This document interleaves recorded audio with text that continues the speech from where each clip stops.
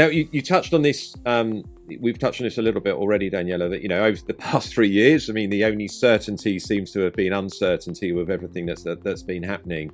And there's been an increased focus on mental health and well-being. Which is invariably being led by HR in organisations. As we are coming out on the other side of the pandemic, or hopefully coming out on the other side of the pandemic, hopefully organisations will continue to be guided by the focus on mental health and well-being and purpose.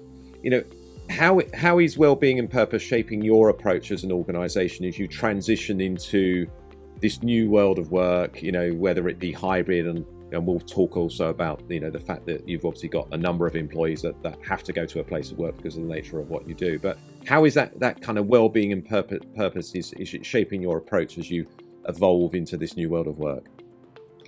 So we have certainly, as many organizations, put a lot of emphasis on health already in the past. Of course, we are a health tech organization, so I always say we also need to make sure we take care of the health of our own people, or create an environment where people can be healthy. I would say that over the last 2 years, the pandemic has helped to increase acceptance for also the mental health and well-being, that it became something one could talk about.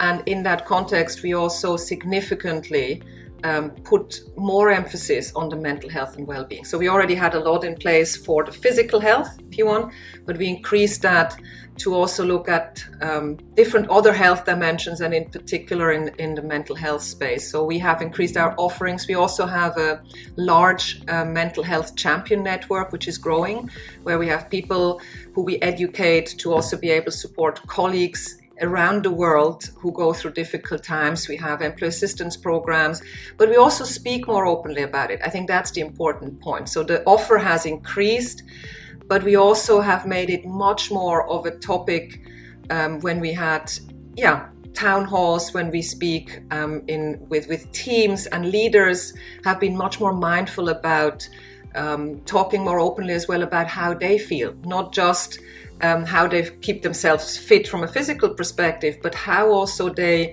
are mindful about their mental health and what they need, and when they are stressed, and that they are also sometimes anxious. So these kind of things, and also how you speak about emotions, that is something which we changed. We also had, in particular during the pandemic, regular reach outs through surveys to people and asked them about how they feel, not just how are they keeping up with the environment and challenges, but really how are you feeling from an emotional perspective. And we do the same in big town halls. We have word clouds, and we allow for things like stressed, anxious, depressed, and then really also address that. And I think that has started to shift that approach, and also the feeling that people see we're really serious about this. And we continue to score very high in our engagement service when it comes down to questions like if people feel that their mental health and well-being is respected in the organization, if they can be themselves, these kind of things. We are really usually very, very high scores. And as you said, Daniela, you've got leaders that are being more open about how they're feeling as well, and that's so important, isn't it, that leaders kind of model that behavior, because then it helps others feel that they can speak up as well, and creates that safe space for this to be a topic that people can talk about openly. I would agree. I mean, the power of vulnerability is quite immense in that respect. And what we did see through the pandemic is that, first of all, the mental well-being challenges have increased, and maybe we spend a bit more time on that in a moment, why this was. But that's just a fact, it's out there. But we shouldn't forget that even before the pandemic, the kind of percentage of population of people who have suffered or are suffering as we speak from mental challenges is quite large. And I think that's why that was probably the underrepresented diverse aspects in our population all along. And I'm very, very pleased and happy that this is now getting at the forefront.